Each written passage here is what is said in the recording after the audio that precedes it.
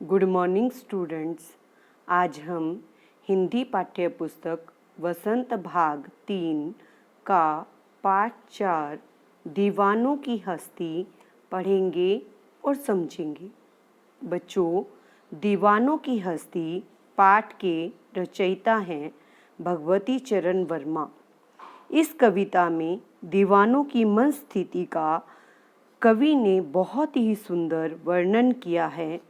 जो लोग दीवाने होते हैं वे कभी भी किसी का बंधन स्वीकार नहीं करते।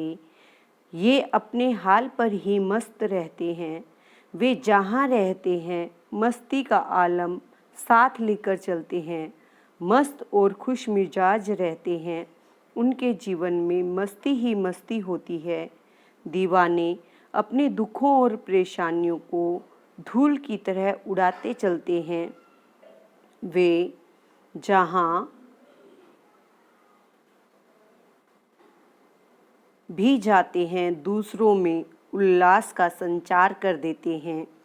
पराये लोग भी उनसे उतना प्रेम करते हैं कि उनके प्रस्थान पर आंसू बहाने लगते हैं। दीवानों के लिए दुनिया में पराया कोई नहीं होता। वे प्रेम बांटते हैं। लोग उन्हें प्यार से रोककर साथ रखना चाहते हैं। दीवाने लोग दुनिया से जो लेते हैं उसे लुटाना जानते हैं। वे रुकना नहीं जानते। कब और किस ओर जाएंगे उनकी अपनी मर्जी होती है। जीवन चलता ही रहता है, इसे जानकर वे बस चलते ही रहते हैं। दीवाने और मस्त लोग बोलना सुनना, हंसना रोना, सुख दुख आदि समान भाव से ग्रहण करते हैं। प्राय लोग दुनिया में लेना चाहते हैं, परंतु दीवाने तो दुनिया में स्वच्छंद प्यार लुटाया करते हैं। दुनिया के लोग केवल मांगना जानते हैं, इसीलिए कवि ने इसे भिखमंगों की दुनिया कहा है। चालाक, स्वार्थी और संकीर्ण लोगों की दृष्टि में वे असफल होते हैं, यह सत्य नहीं है। उनका जीवन सफल नहीं होता, परंतु यही तथाकथित असफलता का भार उनके हृदय को दुख पहुंचाता है।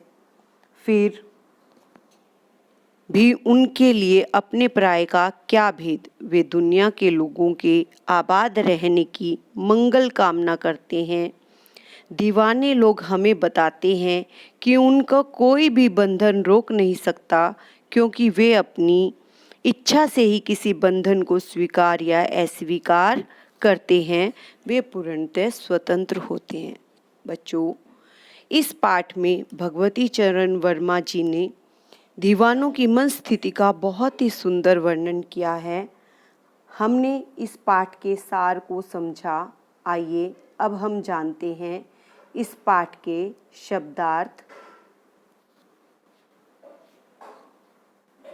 दीवानों, मस्त, हस्ती, हैसियत,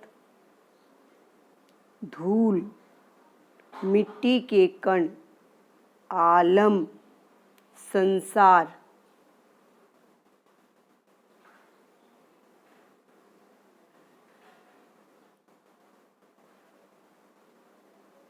उल्लास, प्रसन्नता या खुशी को कहते हैं। बच्चों, किसको कहते हैं? प्रसन्नता या खुशी को।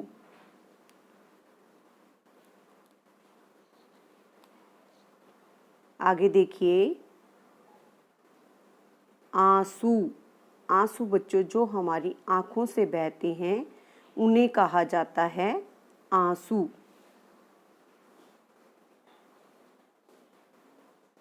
बच्चों, आप और का प्रयोग करते हैं। और जो है दो तरीके से प्रयोग में आता है। एक मात्रा वाला और, जिसका अर्थ होता है की तरफ। एक आता है बच्चों दो मात्रा वाला और, जिसका अर्थ होता है दूसरा। तो यहाँ पर एक मात्रा वाला और है, और का अर्थ है यहाँ पर की तरफ। आगे देखिए, जग। जग का अर्थ होता है बच्चों संसार या दुनिया, जग का क्या अर्थ होता है? ये पानी पीने वाले जग की बात नहीं कर रहे, ये किसकी बात कर रहे हैं? संसार या दुनिया की। आगे देखिए बच्चों, छक्कर। छक्कर का अर्थ होता है तृप्त होकर, यानी कि जी भर कर। आगे देखिए,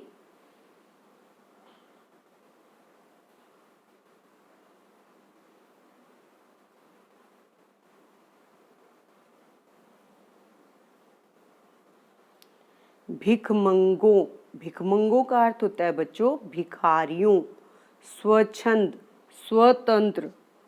उर, उर का अर्थ होता है बच्चों हृदय। हमारा जो हृदय है उसको कहते हैं उर। आगे देखिए, निशानी। निशानी है ये, इसका मतलब होता है निशान। आगे देखेंगे हम,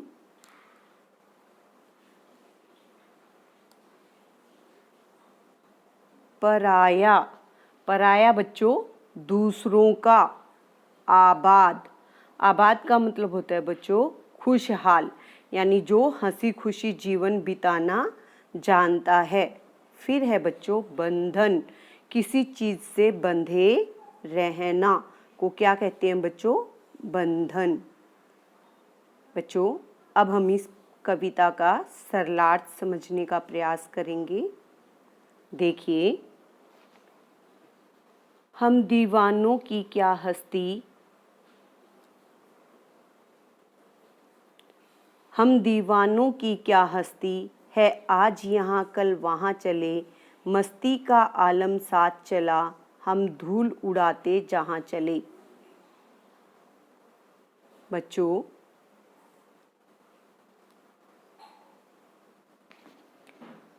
इन पंक्तियों में कवि कहते हैं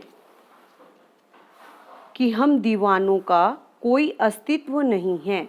आज हम यहाँ रहते हैं तो कल कहीं और, यानी दूसरी तरफ चल देते हैं, अर्थात हमारा कोई ठिकाना नहीं है। हम जहाँ भी अपने पैरों से धूल उड़ाते चलते हैं, वहाँ मतवालापन भी हमारे साथ चल पड़ता है। आगे देखिए बेटा,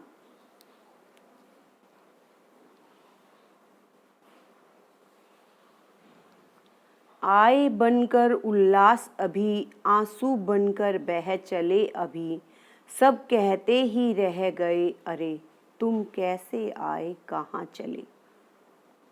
बच्चों कवि कहते हैं इन पंक्तियों में कि हम कभी खुशी और उत्साह के रूप में चले आते हैं तो कभी दुख और आंसू के रूप में बह निकलते हैं। हमारे इस रूप को देखकर सभी कहते ही रह गए कि तुम किस प्रकार आए हो और यूं किस प्रकार वापस चल पड़े। अर्थात खुशी और दुख के आने जाने से लोगों के मन में प्रश्न उठना स्वाभाविक है। बेटा आगे देखिए, और चले यह मत पूछो, चलना है बस इसलिए चले, जग से उसका कुछ लिए चले, जग को अपना कुछ दिए चले। बच्चों इन पंक्तियों में कवि कहते हैं कि मुझसे यह मत पूछो कि वह किस दिशा में जा रहा है, मुझे तो केवल चलना है, इसलिए मैं आगे की ओर ही चल पड़ा हूँ। हम इस संसार से उसकी कुछ अच्छी यादें लेकर जा रहे हैं और इस संसार को अपने गुण देकर अपने रास्ते पर चल पड़े हैं। आगे देखिए बेटा,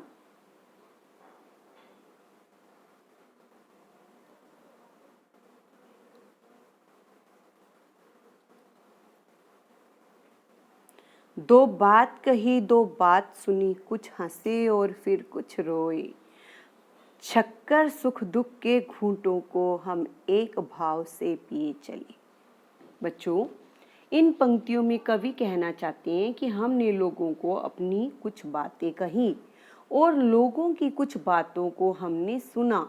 हमारी बातों से कुछ लोग हंसे और कुछ रोने लगे, अर्थात हमारी बातों से कुछ लोगों को प्रसन्नता और कुछ लोगों को दुख का अनुभव हुआ। कवि कहते हैं कि हम सुख और दुख के घूंटों से तृप्त होकर अपने हृदय में एक समभाव लिए हुए आगे की ओर चल दिए हैं। आगे देखिए बेटा।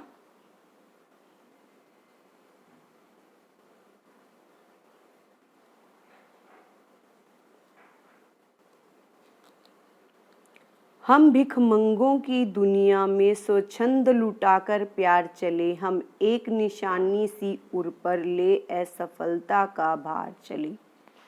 बच्चों, इन पंक्तियों में कवि कहते हैं कि वह भिखमंगों की इस दुनिया में स्वतंत्र भाव से अपना प्यार लुटाकर चल पड़े हैं, अर्थात हम बिना किसी भेदभाव और स्वार्थ के अपने प्रेम को सभी में समान रूप से बांटते हुए चल पड़े हैं।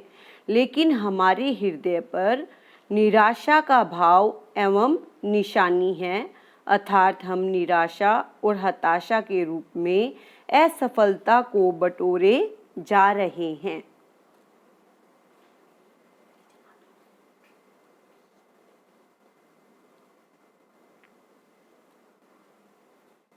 आगे देखिए बेटा।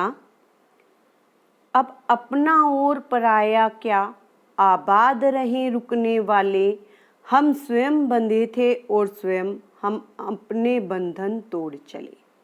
बच्चों, इन पंक्तियों में कवि कहते हैं कि अब इस संसार में अपना और पराया क्या है, अर्थात अब तेरा मेरा वाली भावना पूरी तरह समाप्त हो चुकी है। कवि चाहते हैं कि अब संसार में रहने और रुकने वाले सभी लोग खुश रहें। हम स्वयं ही किसी बंधन में बंधे थे और खुद ही उन बंधनों को तोड़कर आगे की ओर चल पड़े हैं। बच्चों, इस पाठ में दीवानों के बारे में भगवती चरण वर्मा जी ने बहुत ही मार्मिक ढंग से इसकी प्रस्तुति की है। आप सभी ने इसको समझा और जाना। धन्यवाद।